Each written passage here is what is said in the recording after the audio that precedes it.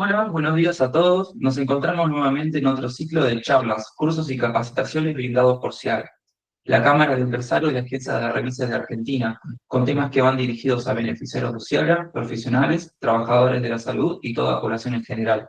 En esta oportunidad nos visita la licenciada en Psicología Clínica con orientación sistémico-cognitiva conductual, Noelia Marina Pascul. Es analista y auditor en discapacidad en obras sociales nacionales. Conoce el marco reglamentario vigente sobre prestaciones de discapacidad y mecanismos de integración. Es también asesora en discapacidad y brinda charlas de capacitación referentes al área. Desde ya agradecemos su participación y podrán realizarle preguntas a la licenciada en el transcurso de la charla para que al final puedan responder todas las inquietudes. También les contamos que esta charla será subida a las redes sociales de Ciara y su página web, ciaraweb.org.ar. Muchas gracias. Bueno, buenos días a todos. Tal como dijo Enzo, yo también quería hacer mi presentación para que sepan un poco cómo comencé en esto.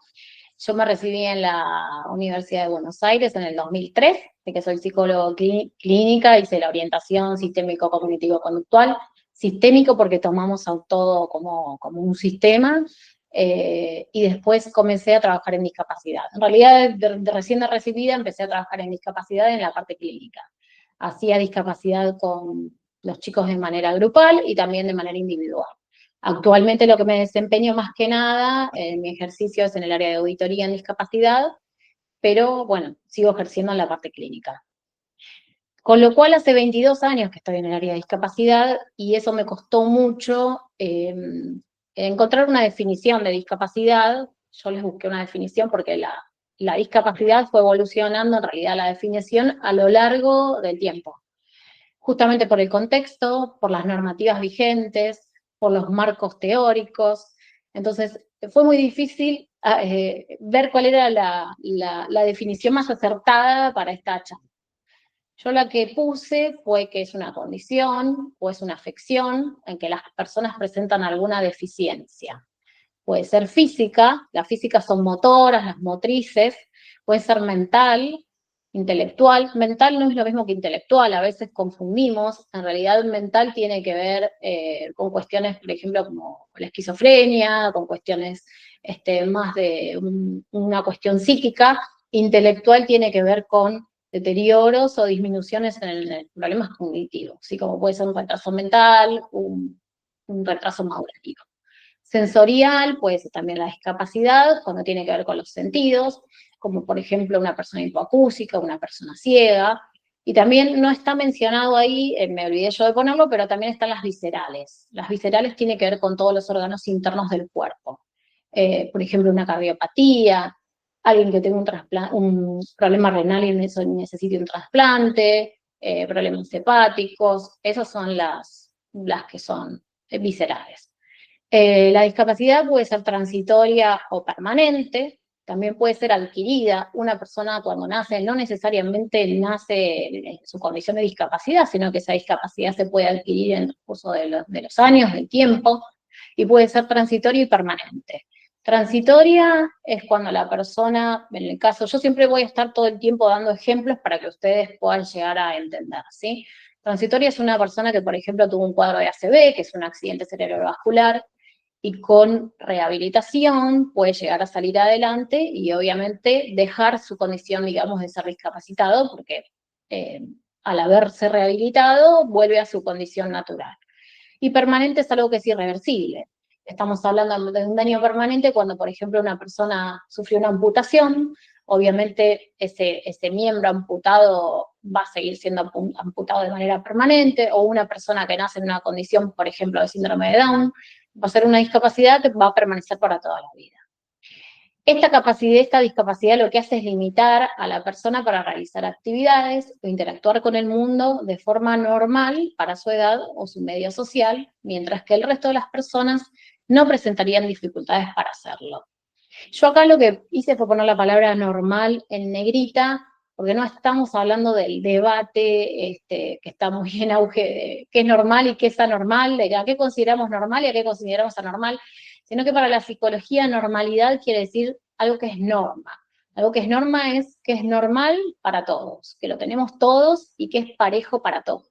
Y en este caso, cuando hablamos de discapacidad, lo que estamos planteando es que la persona no puede realizar las actividades o interactuar con el mundo de forma pareja, al igual que lo hace el resto, ¿sí? Entonces, el concepto de discapacidad se considera siempre desde la perspectiva de los derechos humanos. De este modo, la Convención de Derechos Humanos señala que la discapacidad no está en la persona, sino que surge en la interacción de las personas con determinadas deficiencias y las barreras del entorno. Después vamos a hablar acerca de las barreras y también vamos a describirlas.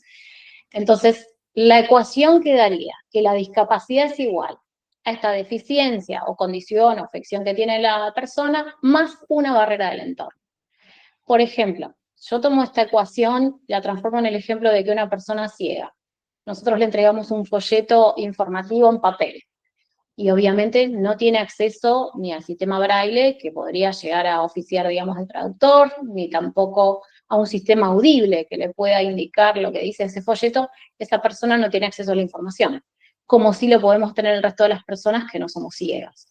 Entonces, ahí vemos como su deficiencia, que es su condición de no visión, actúa con una barrera del entorno, que es un folleto en mano que no tiene acceso de otra forma a poder tener esa información, y ahí la persona lo que hace es ejercer su condición de discapacidad, ¿sí? Las barreras entonces es eso, es algo que limitan a la persona a poder gozar del entorno al igual que lo hacen el resto de las personas. ¿Bien? Así que esa sería la definición. Bueno, los principios y las lógicas que operan.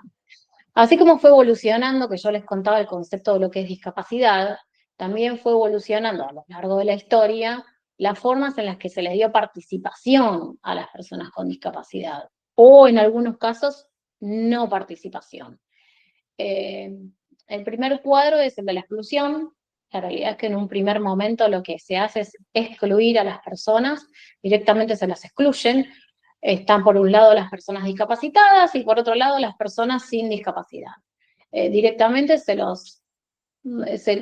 les impide el acceso a escuelas, se les impide el acceso a veces a los cines. Yo tenía pacientes que me decían que no los dejaban ingresar a las hamburgueserías porque tenían muletas, o las muletas canadienses o los bastones canadienses. Es más habitual de lo que uno por ahí piensa, y una cosa es vivirlo y otra cosa es contarlo, ¿no? Después, a raíz de toda la Convención de los Derechos de Discapacidad y de todas las resoluciones, dijeron, bueno, vamos a empezar a darle más participación a las personas porque están excluidas. O sea, por un lado tenemos el discapacitado y por el otro lado tenemos el no discapacitado.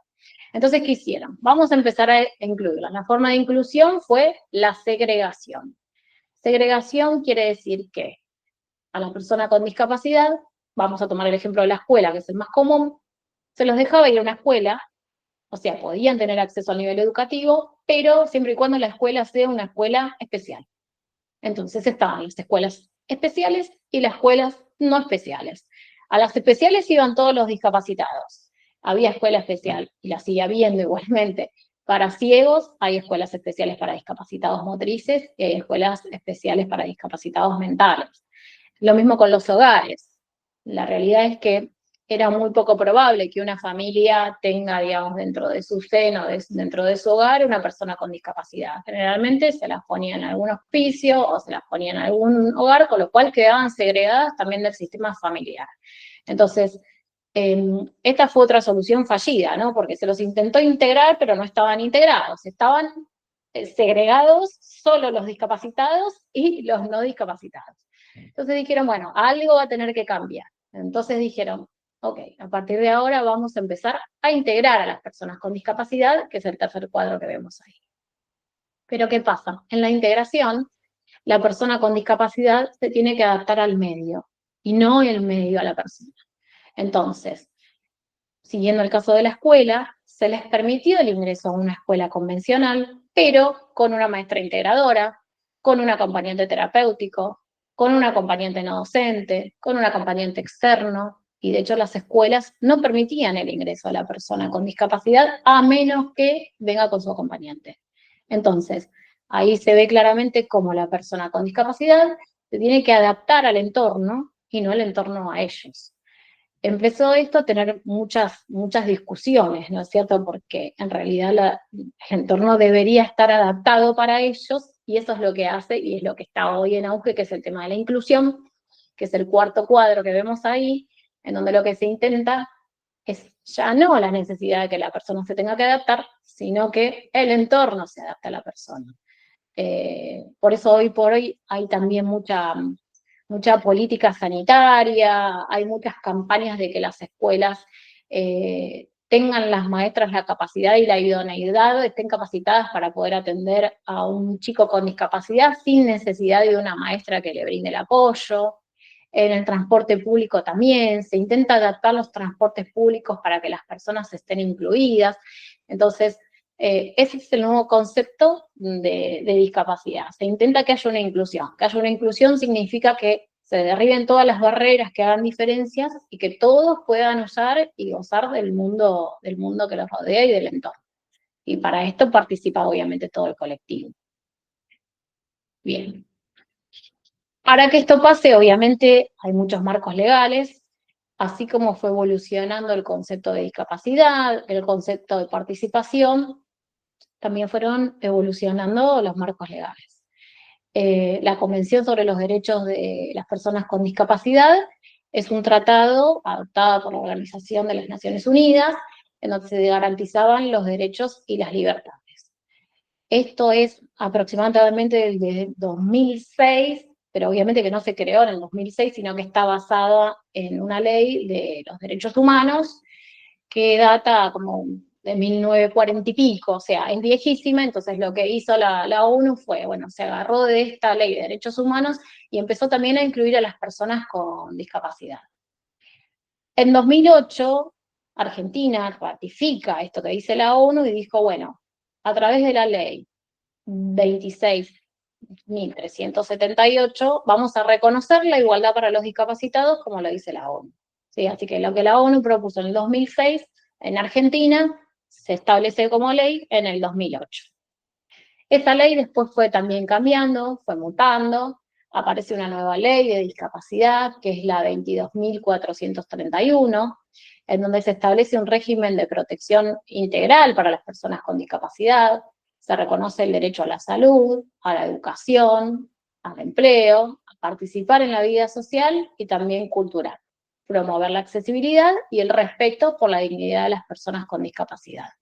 Es decir, que esta ley lo que hace es seguir sosteniendo que las personas con discapacidad tengan sus derechos y se los reconozca integrados en un sistema de empleo, de salud y de educación, que era un poco lo que hablábamos antes, ya no excluirlos, ya no segregarlos, ya no integrarlos, sino que tratar de generar esta inclusión de igualdad para todos. La ley 24.901 es la que hoy por hoy está en vigencia, que es una modificación de la anterior, en donde lo que se basa puntualmente es retoma lo que dice la ley anterior de la salud, la educación y el empleo, pero hace más que nada hincapié en el plano salud. Lo que dicen es a las personas con discapacidad, las obras sociales le tienen que brindar el 100% de cobertura en lo que es salud. O sea, que todo lo que las personas necesiten, las obras sociales se lo deben de cubrir. La realidad es que todo lo que es discapacidad genera mucho gasto de dinero en las obras sociales y es muy poco probable que haya una obra social con semejante espalda como para poder sostener todo este sistema o este plan de salud y de rehabilitación.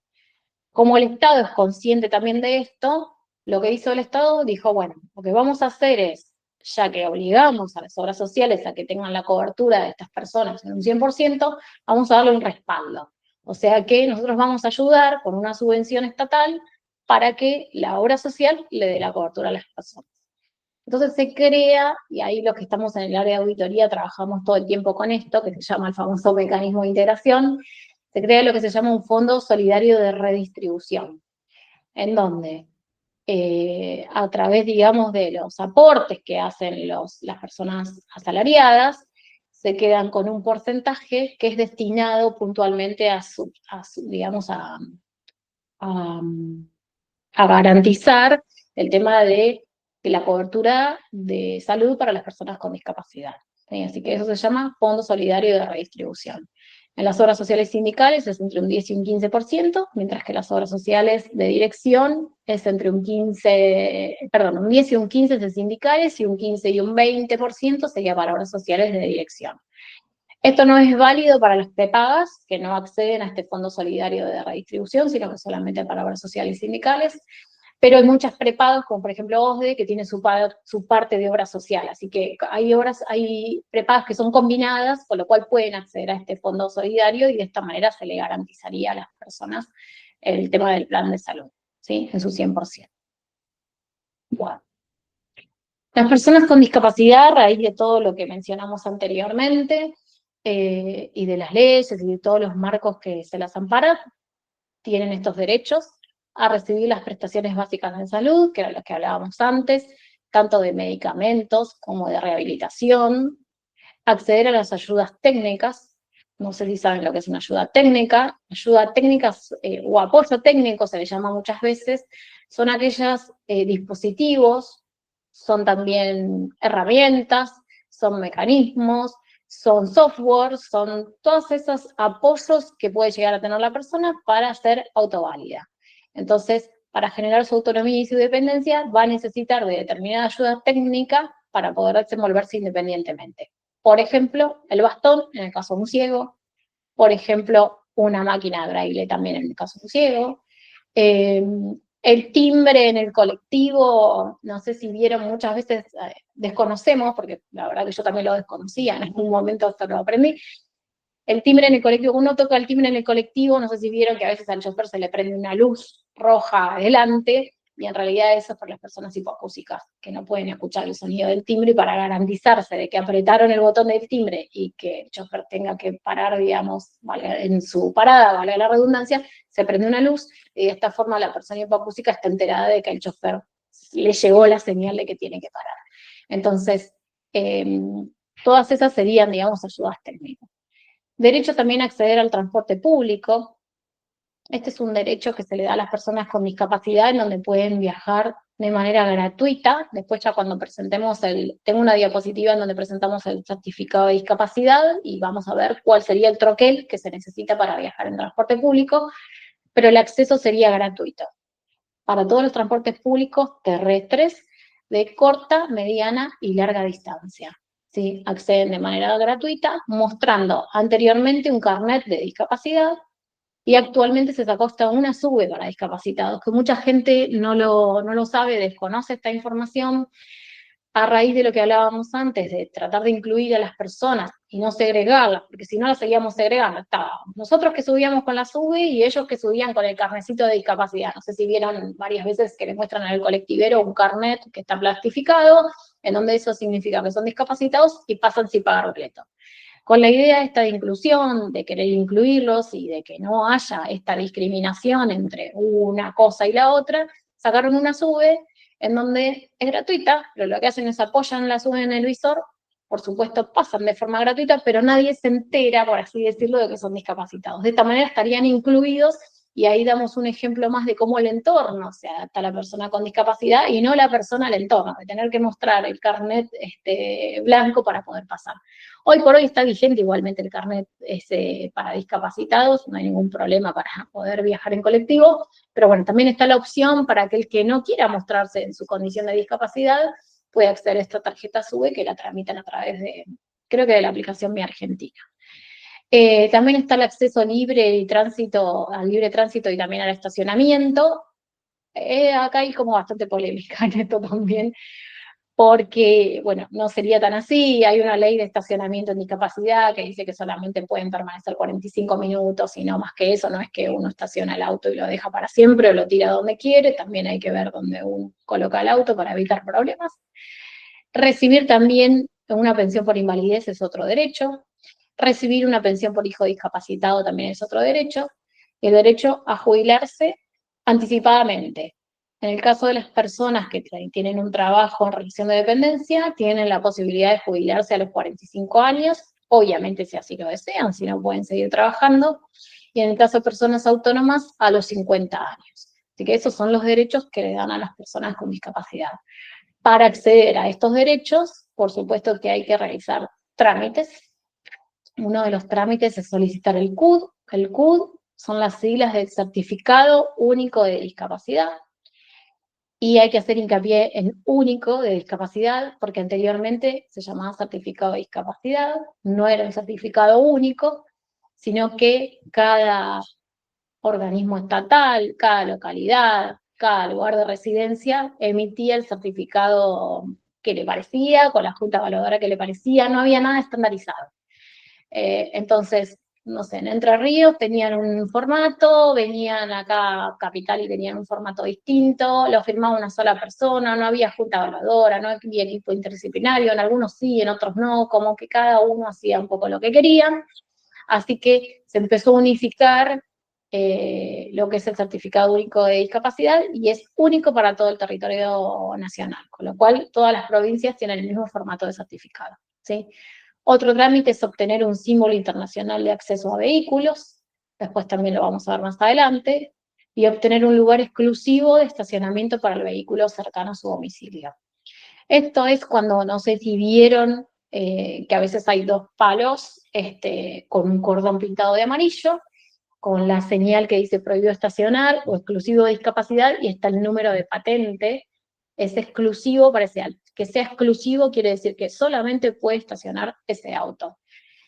Lamentablemente la gente no respeta demasiado y no termina siendo tan exclusivo, pero bueno, debería hacerlo. Y es un trámite que también se realiza a través del municipio o a través, digamos, de depende de la localidad, se tramitan en distintos lugares.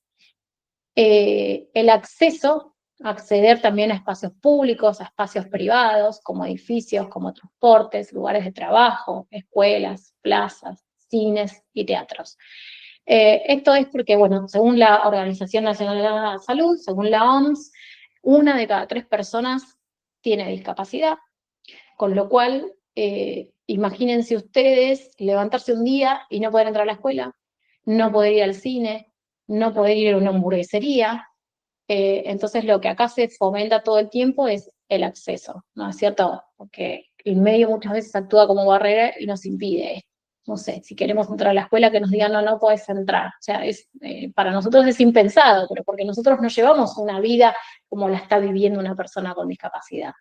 Entonces el acceso es como muy, muy importante, digamos, en este punto. Y yo ahí puse la dislexia. En realidad no sabía muy bien en qué parte, realmente, honestamente no sabía muy bien en qué parte del PowerPoint ponerla, porque ahora vamos a hablar del certificado puntualmente de discapacidad, pero antes se les otorgaba un certificado de discapacidad a las personas con dislexia. La dislexia es una de las primeras causas del fracaso escolar y es una condición neurobiológica. Antes se otorgaba el certificado para las personas disléxicas. Después, en el 2018, a través de la lucha de muchos padres por la ley de dislexia, dijeron, bueno, las personas con dislexia no son discapacitadas, sino que por ahí necesitan terapia, necesitan un apoyo escolar y con eso salen adelante. Con lo cual, se les dejó de otorgar el certificado de discapacidad, pero a condición, y está amparada por esta ley, de que se les otorguen las mismas condiciones puntualmente en salud. No estamos hablando del resto de los derechos, por supuesto no va a poder acceder al transporte público de manera gratuita, ni solicitar un estacionamiento exclusivo. Hablamos puntualmente del tema salud. La obra social tiene que cubrir un 100% de todas las prestaciones en salud para la persona con dislexia, como si tuviera el certificado de discapacidad sin tenerlo. ¿Sí? Entonces yo lo puse acá porque como ahora vamos a hablar del CUD, quiero hablar de esto, ¿no? De que la dislexia quedó por fuera de lo que es el certificado de discapacidad. Si vemos algún diagnóstico de discapacidad en algún CUD que dice dislexia, es o porque ya quedó obsoleto de años anteriores y todavía no caducó y está vigente, o porque hay comorbilidad con otra patología. Comorbilidad es cuando dentro de una misma persona se presentan 2 o varias patologías. Entonces podemos ver un certificado que diga dislexia con trastorno en las habilidades escolares, dislexia con trastorno de déficit de atención. O sea, si la dislexia está aparejado con otro diagnóstico, seguramente lo vamos a ver plasmado en un certificado de discapacidad, pero como dislexia sola ya no existe más por esta ley. ¿Sí? Bueno, seguimos. Acá les quería presentar el CUD, quiero ver que no me estoy olvidando de nada. Acá les quería presentar el CUD, el antes y el después del CUD. La primera hojita es como eran antes los certificados de discapacidad, que era un poco lo que yo les comentaba. En realidad es una hoja impresa, lo firma una sola persona, no se ve ahí, pero incluso dice que es una persona de transporte, o sea, no, de dudosa procedencia todo, es un certificado real, pero no tenía como demasiada veracidad. Está emitido en el año 97, así que miren de qué épocas estamos hablando. Obviamente tiene los datos de la persona, está tachado ahí por una cuestión de preservar desde ya la identidad. Tiene un diagnóstico, tiene los datos de nombre y apellido, el documento, cuál es el diagnóstico y solamente una fecha de emisión, y lo firma alguien que es de vialidad.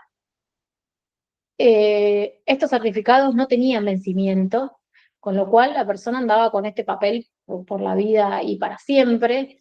Eso implicaba varias cosas. Que no se le cambie el diagnóstico también puede ir mutando, puede ir variando, o sea, puede ir evolucionando tanto de manera favorable como desfavorable, depende de las rehabilitaciones que haga. Pero una vez que le daban este papel, que no caducaba nunca, siempre andaban teniendo el mismo diagnóstico, sin modificaciones de ello, y además no vencía nunca, no tenía vencimiento. Y por otro lado, la veracidad de este certificado no se podía comprobar. Entonces, así como mutó el concepto de discapacidad, también las leyes y las resoluciones, comenzaron a sacar estos CUD de los que les hablaba yo antes. Este era el certificado de discapacidad y esto es el CUD, que es el certificado único de discapacidad, que es para todos igual en el territorio nacional argentino, en donde ya vemos que hay un QR, que justamente es lo que hace es ver la veracidad, digamos, de este certificado. Tiene los datos del afiliado, que es el nombre y el apellido, también tiene el DNI, el número de CUI, la fecha de vencimiento, tiene el diagnóstico. La imagen acá por ahí es muy pequeña, pero eso no se puede ver, pero tiene un diagnóstico de todo cuál es la discapacidad de las personas, y también tiene una escala de funcionamiento. Hay escala de funcionamiento y hay un montón como de numeritos chiquitos, A, B, 2, 3, 0, 3, 4. Eso es porque cuando se hace una junta evaluadora, y todas las firmas debajo son las juntas, es la junta multidisciplinaria o interdisciplinaria que evaluó el caso y consideró si necesitaba o no necesitaba obtener el CUD. En este caso, por supuesto que sí, porque el CUD está a la vista. Generalmente es un médico, un trabajador social y un psicólogo los firmantes abajo. Lo que hacen es evaluar a la persona a través de certificados médicos y un libro que se llama CIF, que es así de alto, así de imposible de poder darle lectura a eso, a menos que obviamente uno sea una persona idónea y esté capacitada en el tema, en donde es justamente una codificación internacional del funcionamiento de discapacidad. Entonces, a través del libro ven si la persona funciona bien o se desenvuelve por ahí en su entorno de hogar. ¿Pero para qué? ¿Para cepillarse los dientes sola? Sí, pero no para lavar los platos. Entonces, por eso le ponen las escalas funcionales ambientales, sociales, familiares, etcétera, etcétera, y hay un montón de codificaciones, que eso también va variando con el tiempo. Del costado izquierdo lo que vemos es un código de barras. Anteriormente lo que hacíamos los auditores, para ver si antes no estaba el código QR, o sea, este es el último certificado que les estoy mostrando, pero antes no estaba el código QR, solamente estaba el código de barras. Los auditores, voy a pasar a esta y después vuelvo.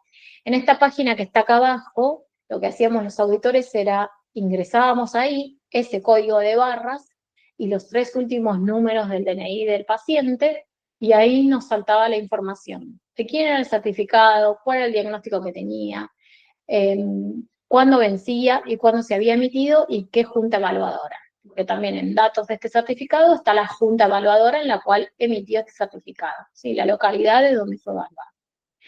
La tijerita que vemos ahí abajo, ese es el troquel para viajar en colectivo, donde la persona lo que hace es lo corta, generalmente lo plastifica para que no se arruine y perdure durante el tiempo, y es lo que le suelen presentar al chofer para poder viajar. Sí, como dijimos antes, ahora está la opción de la SUBE, pero si no, está la opción esta que sería como una especie de tarjeta. Así que eso serían las características del certificado. También hay una parte en donde dice acompañante y dice sí y no. En este caso creo que dice sí. Acompañante quiero que quede claro esto porque mucha gente confunde el concepto y considera que por poner acompañante, la persona necesita un acompañante terapéutico. Y después va con el certificado y le pide a la obra social un acompañante terapéutico. No. Cuando dice acompañante, sí, es que tiene permitido viajar en transporte público de manera gratuita con un acompañante. Es decir, que no solamente no paga la persona con discapacidad, sino que su acompañante tampoco. Si dice acompañante no, la persona que acompaña en transporte público debe pagar, mientras que la persona con discapacidad claramente no. ¿Sí? Y por otro lado, también el certificado dice cuáles son las prestaciones sugeridas, que seguramente ahí habla de escuela, de servicio de apoyo a la integración, transporte. De acuerdo al diagnóstico, la Junta Evaluadora sugiere lo que la persona necesitaría y tendría que pedirle a la obra social. En el caso de que este es otro de los beneficios que no mencioné antes, no todas las personas tienen obra social, porque no todas las personas son empleados, digamos, salariados en blanco. En ese caso se hace un trámite en ANSES y se les otorga una obra social que en este momento se llama Incluir Salud. Antes era el ex profe, no sé si han escuchado hablar de profe, que es la obra social estatal para las personas con discapacidad. ¿Sí? Entonces, aquellos que no tengan trabajo también pueden tener una obra social a través de un trámite que realizan en ANSES. Creo que hoy por hoy también lo pueden hacer en Mi Argentina, en la aplicación de Mi Argentina, porque todo se tramitaría por ahí. Bien, seguimos. Bueno, ¿qué es el CUD? Es un poco lo que hablábamos recién. Es un documento oficial que certifica la condición de discapacidad de una persona, facilita el acceso a derechos y beneficios establecidos por la ley.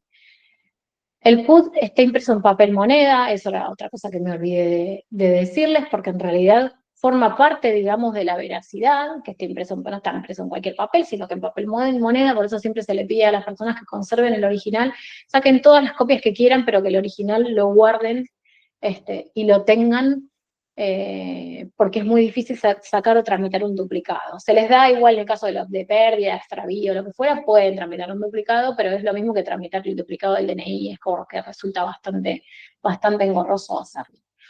El CUD es gratuito, es un trámite gratuito y también es voluntario. Eso significa que no todas las personas en condición de discapacidad tengan que tener un certificado de discapacidad. Si yo no lo quiero sacar y soy discapacitada, puedo no tenerlo. Ahora, lo puede sacar cualquiera. En realidad, no es sacarlo, sino presentarse cualquiera. ¿Sí? Es voluntario. Aquel que considere que está en una condición de discapacidad, se presenta a la Junta Evaluadora y la Junta Emisora es la que decide si le corresponde o no a esa persona el certificado. O sea, que uno inicie el trámite no significa que se lo otorguen, pero tramitar lo puede tramitar cualquiera. Al igual que a la inversa, aquel que es discapacitado puede optar por no tramitarlo. Claramente, al no tramitarlo, va a dejar de tener de lado todos estos derechos o estos beneficios de los que hablábamos anteriormente. La información que contiene el CUD es lo que hablamos también recién, son los datos personales, el nombre, DNI, cuál es el tipo de discapacidad y grado de afectación. También va a decir si la discapacidad es transitoria o permanente, que eso lo hablábamos en un principio, la fecha de vencimiento y la fecha de emisión. La fecha de vigencia también fue cambiando. Antes tenían una fecha, se les daba por 2 años, 3 años o 5 años. Y se tenían que presentar nuevamente a la Junta Evaluadora para ver si requerían nuevamente esa renovación. También se presentaban y se los podían dar como no. Porque en realidad una vez que se tramita el CUD, la persona empieza a formar parte de lo que serían los padrones de la Agencia Nacional de Discapacidad como persona discapacitada. Entonces, frente al vencimiento, se presentaban y ahí se les daba la renovación o no. La Agencia Nacional de Discapacidad, que es un organismo gubernamental que lucha justamente por los derechos y por la igualdad, empezó a ver que esto era demasiado engorroso para que las personas estén todo el tiempo presentándose. De hecho, en las patologías, sobre todo permanentes, como dábamos el ejemplo anteriormente de un síndrome de Down, que nunca va a dejar de serlo, va a evolucionar seguramente con sus terapias, con su escuela, con sus maestras, pero nunca va a dejar su condición de síndrome de Down. Los padres cuestionaban por qué me tengo que presentar en 3 años o en 5 años de vuelta a llevar a mi hijo para que nuevamente lo pongan en una junta médica para ver si requiere o no requiere certificado. La Agencia Nacional de Discapacidad empezó a hacerle un poco de ruido a eso y dijo, bueno, a partir de ahora vamos a flexibilizar un poco esta situación y este trámite, vamos a dejar de hacerlo tan engorroso y vamos a emitir certificados sin vencimientos. Primero lo que hacían era dar una fecha de actualización, en donde se los daban generalmente por 10 años y tenían que presentarse de todas formas en esa fecha de actualización, pero no con toda la documentación requerida como si lo sacaran por primera vez. Y ahí decidían si se le daban o no continuidad. Actualmente, directamente, están emitiendo los certificados sin vencimiento. Yo trabajo con mucho caudal de discapacitados en lo que es auditoría y la verdad es que hasta ahora vi un solo certificado de discapacidad sin vencimiento. La realidad es que siguen teniendo la fecha de actualización y siguen teniendo la fecha de vencimiento. Pero esto porque también se les dieron prórroga a los certificados que vencían en el 2024, se los prorrogó hasta el 2025 y de hecho hasta los que vencen actualmente hasta el 31 de diciembre en el 2025 se los prorrogó un año más en el 2026. Con lo cual yo pienso que esto lo vamos a ver impactado recién en el 2026 o en el 2027 van recién a aparecer los CUT sin vencimiento. Actualmente yo vi uno solo. La entidad emisora, como decíamos antes, es un documento público válido para todo el país, que permite los ejercicios y los derechos, también acceder a las prestaciones de las leyes que anteriormente también mencionamos, y la evaluación la realiza la Junta Interdisciplinaria, que era, como yo les comentaba, todas las personas que firman en condición de que esta persona tiene esta discapacidad determinada. Bien. El proceso para obtener el CUD, la documentación necesaria son los certificados médicos, informes, estudios complementarios y formularios requeridos. Cuando alguien quiere presentar voluntariamente a obtener el CUD, lo que hace es muy simple. Ingresamos a Google y ponemos emisión de certificado de discapacidad. Ahí nos dirige a una página en donde nos pregunta si es por primera vez o si se trata de una renovación. Tenemos que completar una serie de pautas y de pasos que nos va preguntando. De hecho, nos va preguntando si la discapacidad que tenemos es motora, es sensitiva, es visceral. Hay que ir completando esos pasos. Si somos mayores de 18, menores de 18, ¿quién nos representa? Nos va llenando un determinado formulario y entonces nos indica a través de ese formulario, nos dispara, digamos, cuando terminamos con eso, cuál es el formulario y la documentación que tenemos que presentar de acuerdo al informe que nosotros fuimos llenando. Eso lo hacemos en la computadora de nuestra casa. Entonces ahí nos va a pedir los certificados médicos, seguramente de un neurólogo, informes, los estudios previos que nos hicimos, si la discapacidad es motriz, seguramente de un traumatólogo, si se realizaron rehabilitaciones anteriormente o no, y otro tipo de formularios que son puramente burocráticos, que en realidad lo que hacen es determinar si esta persona es discapacitada. Para solicitar el turno, también, en esa misma página ponemos solicitar el turno y ahí hay dos cuestiones separadas. Una es si se tramita en Capital Federal y otra es si se tramita en la provincia de Buenos Aires o en el resto, digamos, del territorio argentino. En Capital Federal se tramita en lo que se llama RAMSAI, que es justamente la agencia, digamos, de discapacidad, y en lo que es provincia, las juntas evaluadoras están distribuidas por localidad. Nos va a ingresar, en ese formulario tenemos que ingresar nosotros el DNI y también el domicilio que figura en nuestro DNI, y ahí nos va a decir a qué junta evaluadora nos tenemos que presentar. La junta evaluadora siempre es la cercana al domicilio que figura en el DNI. Yo siempre aclaro que figura en el DNI, porque a veces las personas se mudan a Neuquén y si sos de Lomas de Zamora te va a tocar una junta evaluadora de Lomas de Zamora, porque si en el DNI figura tu domicilio anterior, no importa que estés viviendo en Neuquén, sino que te van a mandar a la junta cercana al domicilio. Así que eso también es importante para tenerlo en cuenta. Generalmente las juntas evaluadoras son en hospitales públicos o en entidades municipales. A veces hay una por localidad, a veces hay 3, a veces hay 4, y nos da opción a que nos presentemos a la que nosotros querramos o que nos queda más cerca, pero siempre en nuestra localidad. Al momento de la evaluación, ahí nos van a dar ese turno. Al momento de la evaluación, tenemos que asistir con toda la documentación requerida, con la fecha y con la hora que nos asignaron, de manera presencial habitualmente. La realidad es que las evaluaciones y las juntas se hacen presenciales, pero después de la pandemia cambió mucho todo, empezó también a estar en vigencia lo que es virtual, y hay muchas juntas, son las menos, pero las hay, que hacen también una evaluación de manera virtual. Hacen una videollamada, si la persona tiene una discapacidad motriz, de hecho tengo un paciente al que se lo hicieron, si la persona tiene una discapacidad motriz, lo hacen caminar, lo hacen posar el teléfono y que camine para adelante, para atrás, si tiene una escalera cerca, que sube y baja la escalera, y de esa manera lo ven caminando. Lo mismo que harían en una junta presencial, pero lo hacen de manera virtual. Si después la Junta considera que la persona está en condiciones de que se le otorgue el certificado de discapacidad, se le otorga el certificado, se le va a dar una fecha donde tiene que retirarlo, y el CUT lo retira cualquier persona mayor de 18 años con el documento original de la persona con discapacidad. No hace falta que para retirar el CUT se acerque la persona que lo tramitó, sino con que sea un familiar, un conocido mayor de 18 con su documento, ya se entrega el certificado y eso sería suficiente. Otro problema que hay también con las juntas evaluadoras son en las provincias, porque las juntas se realizan en hospitales públicos y no hay mucho recurso humano de médico.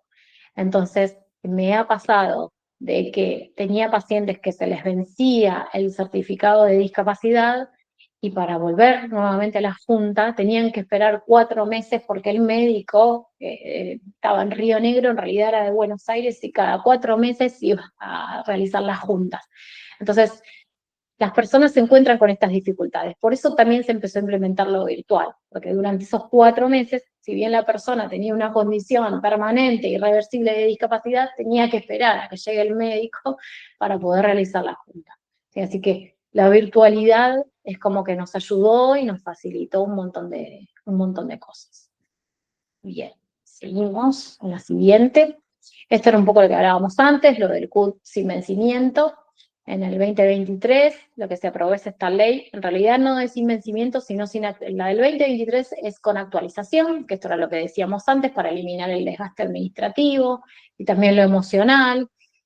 Provocaba mucho desgaste también en la dinámica familiar, asistir a los médicos, asistir a un médico, el médico no está de vacaciones, estos son todos los problemas que nos transmitían los pacientes, el médico no está de vacaciones, hoy no atiende, dejó de atender el médico de mi hijo, necesito otro neurólogo, y el neurólogo tiene turno casi para 3 meses, y en todo eso se les iba venciendo el certificado.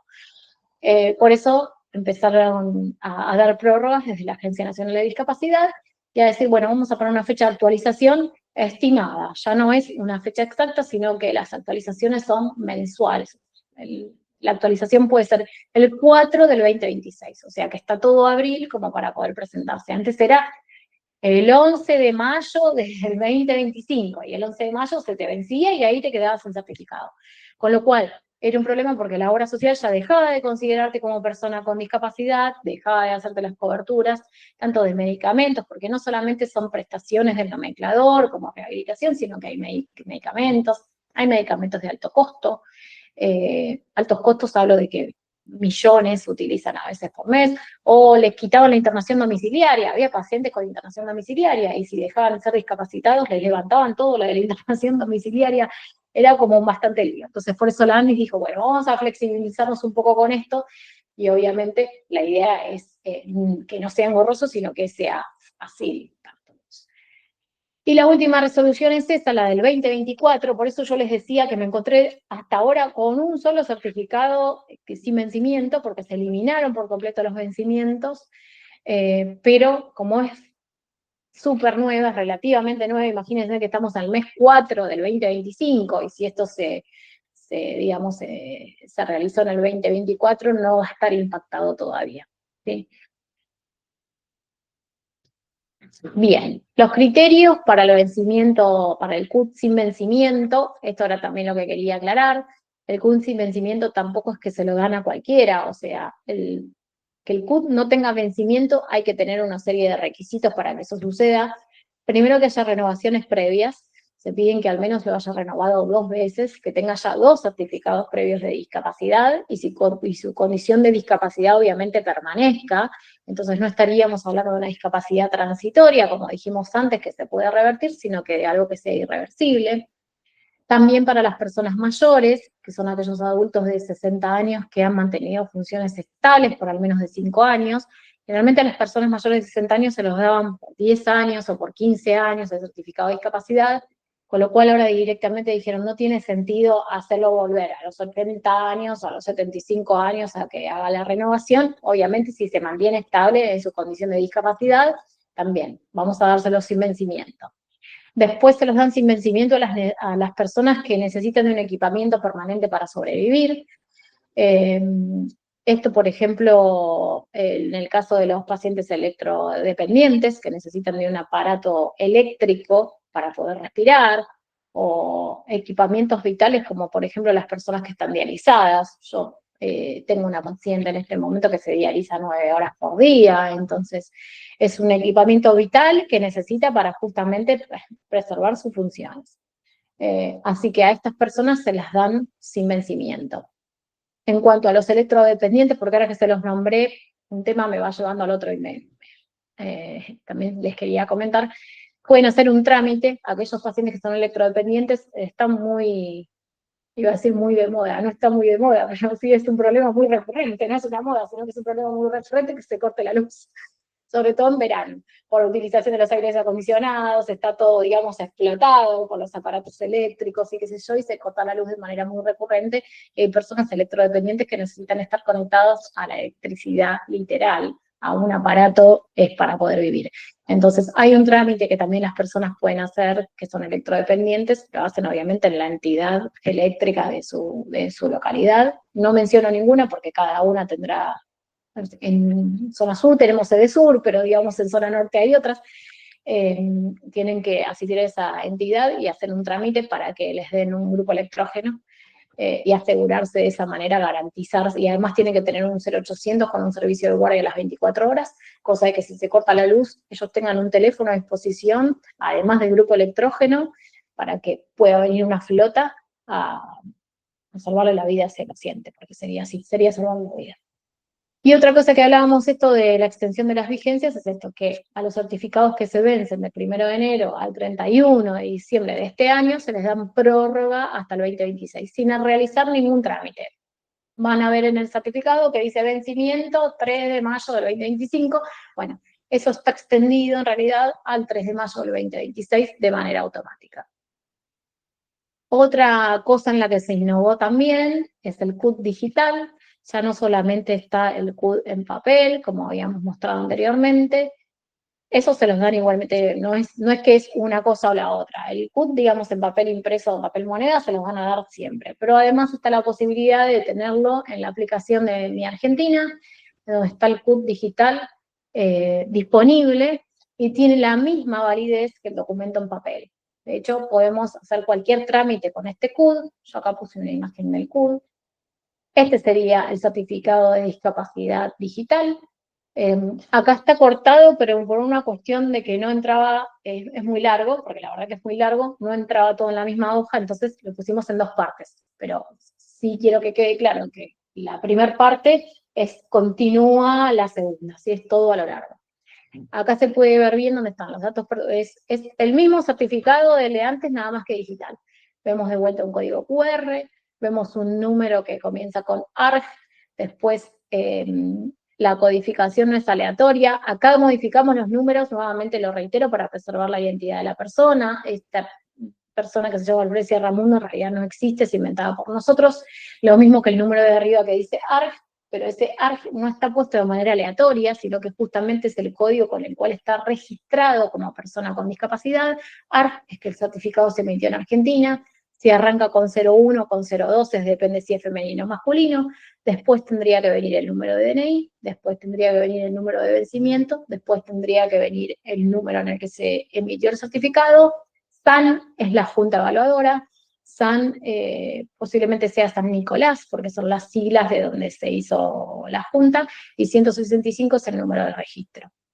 Después vemos ahí también cómo está el acompañante, en este caso dice no, claramente. ¿Cuál es el diagnóstico? Se los quiero mostrar acá porque en el otro, por una cuestión de que hicimos la comparativa entre uno y otro, por ahí no se observaban los detalles. Ahí está el diagnóstico de hipoacusia mixta, conductiva neurosensorial bilateral. Y los diagnósticos funcionales, que acá tenemos las funciones corporales, ambientales, las de participación, seguramente faltan las familiares, las sociales, por ahí está un poco cortado, que era lo que yo les decía, que se basan en ese libro que se llama SIF, en donde hay, por eso hay un A menos, va menos 3, es un lío. Y era lo que les comentaba antes, personas completamente idóneas en el manejo de este libro pueden codificar esto. La orientación prestacional, que también se los comentaba antes, acá se le orienta con una prestación de rehabilitación y nada más, pero también puede figurar escuela, transporte, integración escolar, todo va de acuerdo no solamente a la patología, sino a la edad de la persona, ¿sí?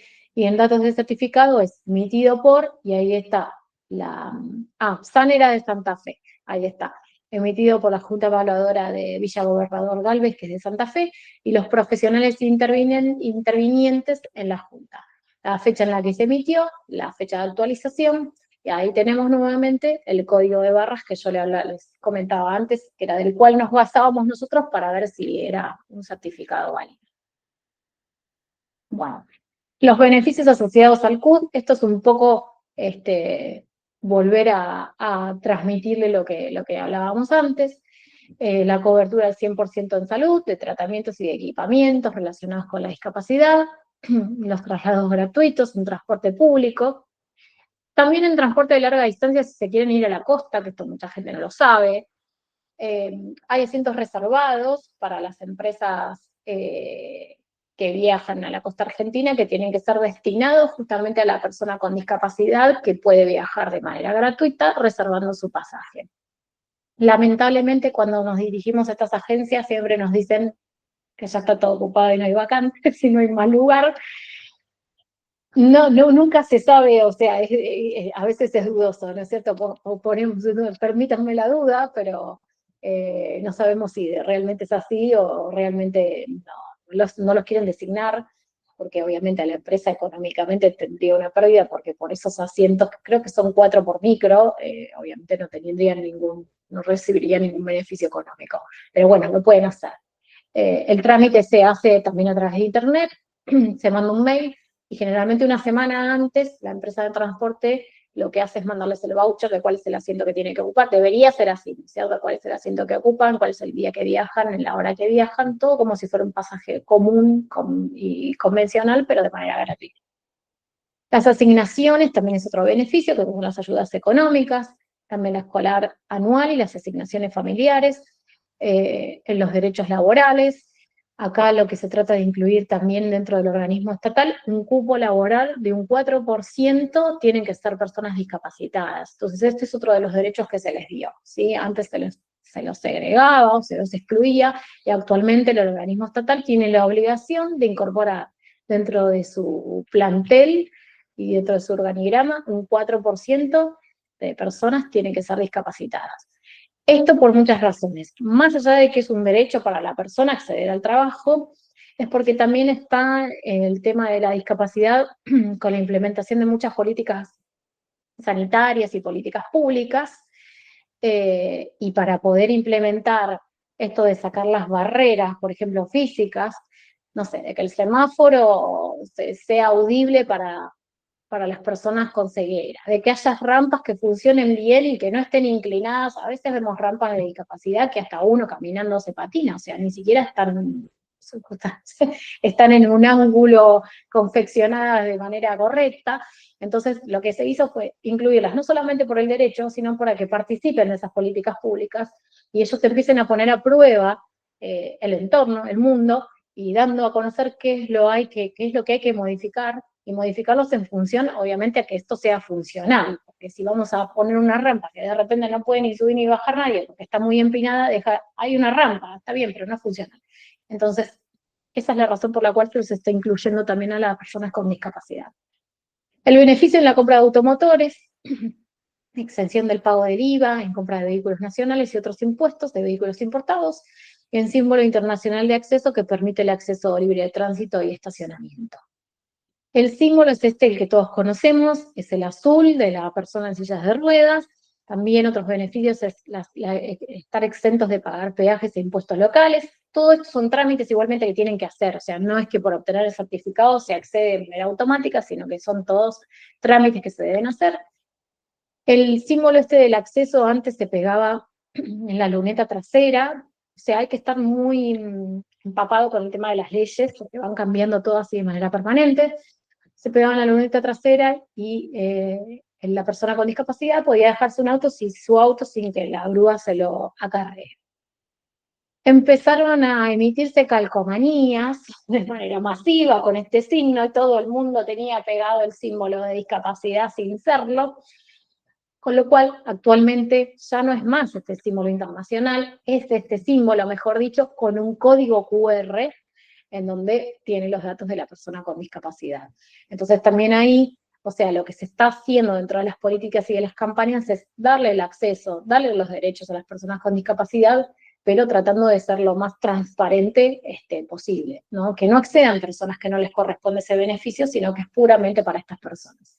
Y actualmente ya no se pega más en la luneta de atrás, sino que se pega en la luneta en el parabrisas, digamos, de adelante. Eso también es otra cosa que se modificó respecto a la ley de tránsito, pero se los comento porque le pasó a un paciente mío que le acarrearon el auto estando estacionado con su logo, con su código QR, con todo, y sin embargo se lo llevó igual la grúa, porque lo que argumentaban es que no lo tenía pegado en la luneta trasera, y en realidad va en la luneta delantera. Esa es otra cosa también a tener en cuenta, que no es solamente darle derechos y accesos a las personas, sino capacitar al entorno, porque digamos, si la persona que tiene que acarrear los autos no está al tanto de que esto cambió, tiene que estar pegado el parabrisas de adelante, por supuesto que se va a llevar el auto considerando, porque tiene la vieja escuela de que tiene que estar pegado atrás. Entonces, la política, digamos, de cambio, de toda esta nueva implementación de inclusión de las personas con discapacidad, hay que hacerla entre todos y capacitando también a todos los agentes, a los agentes de salud, a los agentes de tránsito, a todos. ¿Sí? Bueno, los derechos que se reconocen es un poco lo que dijimos, la inclusión en las escuelas, la accesibilidad, la vida, la integridad, el empleo sin discriminación, condiciones laborales equitativas, la participación de la vida política y social, accesibilidad y diseño universal. Accesibilidad se refiere a esto, a eliminar las barreras del entorno que hablábamos antes, que impiden la plena participación de la sociedad. Hay tres tipos de barreras, las físicas, las comunicacionales y las actitudinales. Las físicas son las que nos encontramos dentro del entorno, que son las edilicias, son las arquitectónicas. Si tienen ganas, mientras van caminando, fíjense sobre qué barreras físicas nos podemos llegar a encontrar. Rampas sigue sin haber en todos lados. En los edificios, a mí me pasa, de hecho yo vivo en un edificio viejo que no tiene rampas. Me pasó también de atender a personas con discapacidad en sillas de ruedas y, por ejemplo, yo alquilaba en ese momento un consultorio en un segundo piso y el edificio era muy viejo, la puerta del ascensor era puerta tijera y no entraba silla de ruedas. O sea, a ese punto nos encontramos con barreras. Lo que pasa es que el que no tiene ese impedimento de esa dificultad las desconoce. Así que esas son las barreras físicas. O que los baños no estén adaptados para discapacitados, que no haya un baño para discapacitados. Actualmente está todo esto más en auge, de que está incluso en las estaciones de servicio, en los restaurantes, en todo lo cotidiano, lo que vamos. También el respeto de las personas de que no esté ocupado por una persona que no lo necesite, porque muchas veces los baños de discapacidad en los cines está ocupado por una persona con discapacidad. Así que creo que entre todos tendríamos que hacer una modificación de esto. Bien, las barreras comunicacionales eran un poco las que hablábamos antes, esto de que estén los folletos, puedan estar en el sistema braille, si se hace un tipo de comunicación, que haya un traductor en lenguajes de señas, que también haya un sistema audible, todo lo que tenga que ver con lo comunicacional también debería ser modificado. Que estén los botones también al alcance de la gente, los botones, hablo de los botones de una página, que uno no tenga que andar buscando dónde se encuentra, sino que todo esté accesible. Tiene que ver con la accesibilidad. Y las barreras actitudinales, que son las propias, las de las personas, las actitudes que tenemos las personas hacia los las personas que padecen discapacidad, que se basan en muchos prejuicios. Hay muchos prejuicios en cuanto a esto. Entonces, derribar esas barreras también, ¿sí? Los prejuicios en realidad están basados en las creencias que se fueron transmitiendo de generación en generación, y los mitos en realidad se transforman en creencias cuando uno los transmite de generación en generación. Entonces estos prejuicios se empezaron un poco a derribar.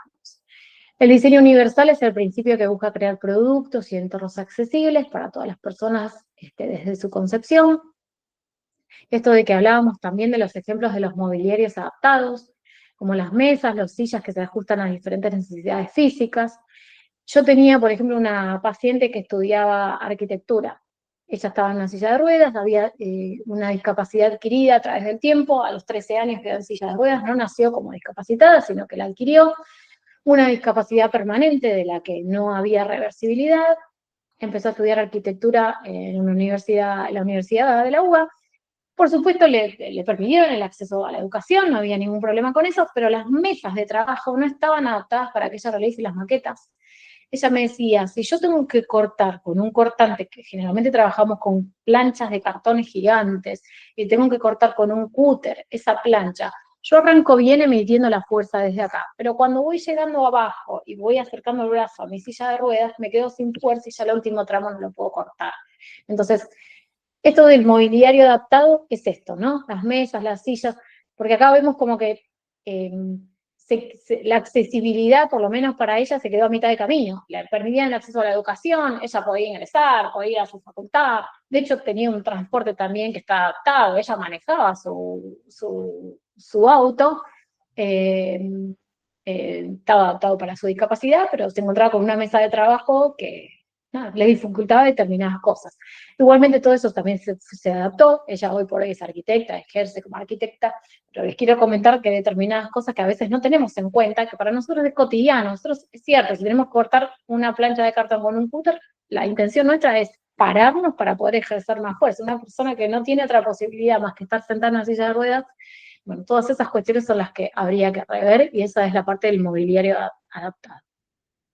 Bien, las obligaciones del Estado es lo que veníamos hablando, es reiterar un poco más de lo mismo, a través de las leyes, de las regulaciones, de los derechos, de los beneficios, de la participación activa. Esto era lo que yo les decía, que participen activamente, justamente para ver qué hay que cambiar, qué barreras hay que derribar. Se crean comités también consultivos, integrados justamente por personas también que intervengan en la elaboración de las políticas públicas. Promover también la imagen positiva, que esto era lo que yo hablaba también de derribar los prejuicios, fomentar en los medios de comunicación una representación respetuosa, realista de las personas con discapacidad, campañas en medios de comunicación que muestren historias de éxito, de diversidad, y que desafiemos también los estereotipos negativos.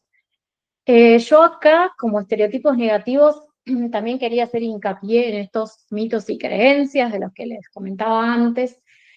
Hay mucha también creencia de que hay que derribarlos, por supuesto es una barrera actitudinal, de que las personas con discapacidad son niños eternos. De hecho, a mí me pasaba, yo trabajaba con un grupo de personas con discapacidad, yo en ese momento tenía 30 años y las personas con discapacidad tenían 40, y para mí eran mis chicos con discapacidad, o sea, yo se los decía desde el cariño y ellos lo recepcionaban desde esa manera, ¿sí? Pero no está bien, porque en realidad nosotros tenemos que ubicar a las personas, no son niños eternos, no tenemos que hablarles de trajiste el bonito y a ver, ponete el zapatito, que obviamente que por más allá de la discapacidad tienen una edad determinada, cronológica, al igual que todos nosotros, entonces hay que tratarlas de acuerdo a su edad cronológica. Esa es una barrera que hay que derribar, la de tratarlos como niños eternos. También se los trata como seres puros o angelados, como que las personas con discapacidad no tienen maldad, son todos buenos. La realidad es que somos todos iguales, y eso habla de la inclusión. Habrá personas buenas y habrá personas malas, con discapacidad o sin discapacidad, pero hay personas buenas y personas malas, entonces traten de derribar también ese mito. El mito de pensar que no va a poder, pobrecito, no va a poder llegar, pobrecito, no se va a poder recibir, pobrecito. Sacar ese mito también de subestimar a la persona. Y hay un mito que es que se les considera sexuadas. Las personas con discapacidad son personas asexuadas. Y no hablamos solamente del asexuado desde el punto de vista de sexo, que también, sino desde el punto de vista de ser deseantes. Se considera que una persona con discapacidad no puede desear a alguien y tampoco ese alguien lo puede desear a ellos. Es como que uno ve por ahí una pareja en donde quizás uno es discapacitado y el otro no, y uno se queda sorprendido, dice, wow, bueno, por este mito, ¿no? Justamente qué es lo que hay que derribar. Son las barreras de las que venimos hablando durante toda la charla. Esa es una barrera actitudinal. El rol de las obras sociales, que también es un poco lo que dijimos, esto de acceder a los servicios de salud, ofrecer la cobertura en el 100% de prestaciones, con la ayuda y subvención del Estado, como hablábamos anteriormente, colaborar con instituciones educativas, informar y asesorar. Bien. Y las conclusiones también forman parte de lo mismo de lo que veníamos hablando anteriormente. El derecho a la protección, asegurar derechos para las personas con discapacidad, acceso simplificado, esto que hablábamos de la eliminación de los vencimientos del CUD para que no sea tan engorroso el trámite y reduzca la carga más que nada emotiva, incluirlos, eliminar las barreras físicas, fomentar un diseño universal para que tengan una participación plena. Lo que se intenta todo el tiempo es, como hablamos al principio, de que puedan tener una participación normal en el concepto de norma parejo para todos. El rol del Estado y las obras sociales que ayudan a implementar estas políticas, la conciencia y la educación, promover una cultura de respeto, una educación inclusiva, acceder a la información, informarse sobre derechos, recursos y procedimientos, y de colaborar también de manera interinstitucional, fomentando el trabajo y el conjunto entre diferentes sectores. Yo culminé, esta es la última diapositiva, en donde yo quise culminar con esta frase, que la discapacidad no es una enfermedad, sino que es una condición que puede dejar de ser un obstáculo si eliminamos las barreras de las que veníamos hablando y fomentamos la inclusión. Yo creo que esto es un trabajo que entre todos seguramente podemos llegar a realizar si nos planteamos y nos comprometemos realmente con esto, ¿sí? Así que me parece que es un trabajo en equipo que no solamente es de barreras físicas, sino que también es de barreras de la comunicación y barreras de las actitudes de cada uno. Así que empecemos un poco a pensar en esto y en cómo se sentiría una persona con estas condiciones después de todo lo que les comenté, que no puedan acceder libremente a un trabajo, no puedan cruzar libremente un semáforo o hasta incluso subirse a un colectivo. Bueno, yo quiero agradecer el espacio a la obra social por permitirme transmitir esto y ver si hay consultas o algo que me quieran preguntar, o si ha quedado todo claro. Bueno, por el momento dejamos un ratito para hacer consultas y desde ya agradecer la participación. No, ustedes, muchas gracias a ustedes.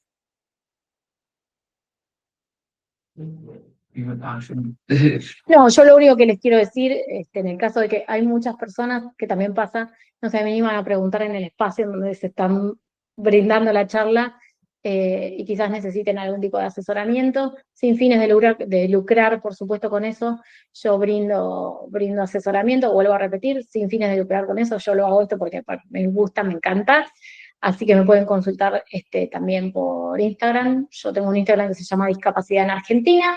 Van a ver mi foto y me escriben ahí por privado y me hacen todas las consultas que quieran. Sea de tramitación de CUT, sea de algo de lo que se haya hablado acá y que no haya quedado claro. Estoy a disposición. Bueno, excelente. Tenemos una consulta de Camila que dice, ¿qué tipo de patología se considera como discapacidad temporal o reversible? Como hablábamos antes, puede ser una patología, por ejemplo, de un accidente cerebrovascular, que la persona nació sin discapacidad y por una cuestión de que le subió la presión, estoy tomando un ejemplo, ¿no? Puede haber otros.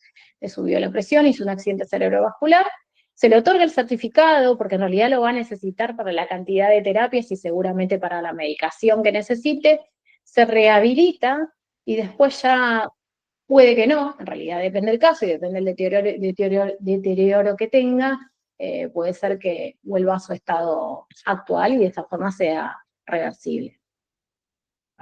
Bueno, hoy nombraste como que los chicos con discapacidad en las escuelas tenían que tener un acompañante. Sí. No sé si eso todavía sigue vigente y la pregunta es, ¿Quién lo brinda, las obras sociales o el Estado? No, sigue vigente. Actualmente sigue vigente. Las obras sociales lo que tenemos que hacer es cubrir todo lo que está como prestaciones en el nomenclador. Hay un nomenclador nacional para discapacidad, que es un listado así de todas las prestaciones que las obras sociales están obligadas a cubrir para las personas con discapacidad. Dentro de ellas se llama integración escolar o maestra de apoyo. Hay dos formas de pedirlas, son dos conceptos distintos y dos son formas completamente distintas, pero se tratan de personas que van a acompañar a la escuela a las personas con discapacidad. Una es una integración escolar, en donde se trata de integrar a la persona dentro de la escuela. Seguramente esta integración escolar siempre son instituciones educativas que mandan un acompañante, se les llama acompañante externo porque no suelen ser profesionales, sino que suelen ser acompañantes terapéuticos, y se los mandan a acompañar al niño. Y después están las maestras de apoyo, que lo que tienen que hacer es una bajada en el contenido pedagógico, hacen adaptaciones curriculares, no sé, por ahí les enseñan con consignas más simples, les dan tiempos determinados. Una tarea grande lo que hace la maestra de apoyo es la resuelve en pequeñas tareas, en pequeños tramos, para que los chicos puedan avanzar al igual que sus pares, pero con una adaptación. Le adaptan la currícula, ellos no se atrasan, sus pares tampoco, y de esa manera pueden pasar de grado. Eso lo tiene que cubrir la obra social. Para que la obra social la cubra, tiene que tener determinados requisitos. Tiene que presentar resumen de historia clínica, una orden médica. Un maestro de apoyo tiene que tener el título de psicopedagogo, de maestro de educación especial, no se acepta otro profesional. Y en el caso de lo que es la integración escolar, es una institución, generalmente son escuelas especiales privadas, que mandan a su personal a cubrir esta parte. En el caso de la provincia de Buenos Aires, hay escuelas estatales, que son las 500, en donde mandan personal de su escuela a supervisar a este grupo de trabajo. Eso no se paga porque es estatal, pero sí el resto lo tiene que abonar la obra social.